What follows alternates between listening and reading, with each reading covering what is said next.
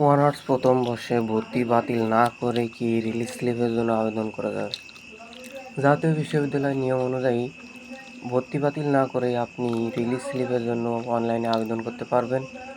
Release স্লিপের আবেদন করার জন্য আগেই বর্তমান ভর্তি বাতিল করার কোনো প্রয়োজন নেই, তবে এই প্রক্রিয়ায় কিছু নিয়ম ও শর্ত রয়েছে যা আপনার জানা অত্যন্ত জরুরি।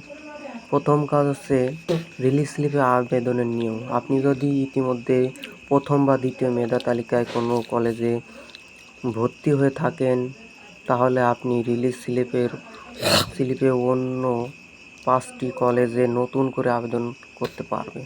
আবেদন করার সময় কোনো ফি লাগবে না এবং কোনো কলেজে গিয়ে ফর্ম জমাও দিতে হবে না। দ্বিতীয়ত, চান্স পাওয়ার পর করণীয় কী? সবচেয়ে গুরুত্বপূর্ণ, রিলিজ স্লিপে আবেদন করার পর যদি আপনি নতুন কোনো কলেজে সুযোগ বা চান্স পান, তখন আপনাকে একটি চূড়ান্ত সিদ্ধান্ত নিতে হবে। কী সিদ্ধান্ত? যদি নতুন কলেজে ভর্তি হতে চান, নতুন কলেজে চূড়ান্ত ভর্তি ফর্ম পূরণ করার আগেই আপনাকে পূর্বে যে কলেজে আপনি ভর্তি হয়েছিলেন সেই কলেজে অনলাইন এবং অফলাইন প্রসেস মেনে ভর্তি বাতিল করতে হবে। যদি আগের কলেজ থাকতে চান, তবে রিলিজ স্লিপে চান্স পাওয়ার পরও যদি আপনি নতুন কলেজে ভর্তি না হন, তবে আপনার আগের ভর্তি সম্পূর্ণ বহাল থাকবে, অর্থাৎ আপনি আগের কলেজেই ভর্তি হয়ে থাকবেন বা সচল থাকবেন। সেক্ষেত্রে আগের ভর্তি বাতিল করার কোনো প্রয়োজন নেই। দ্বৈত ভর্তির সতর্কতা কী?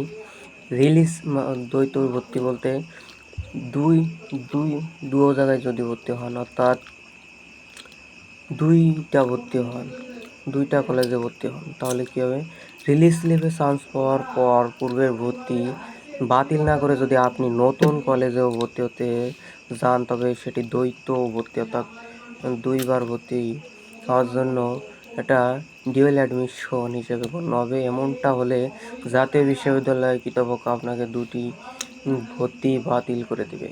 তাই সংক্ষেপে বলতে গেলে আপনার আবেদনের জন্য ভর্তি বাতিল করতে হবে না, তবে নতুন জায়গায় চূড়ান্ত ভর্তির সিদ্ধান্ত নিয়ে অবশ্যই আগের যে কলেজে আপনি ভর্তি হয়েছেন এই কলেজ থেকে অনলাইন এবং অফলাইন মেন প্রসেস মেনে আপনাকে ভর্তি বাতিল করতে হবে।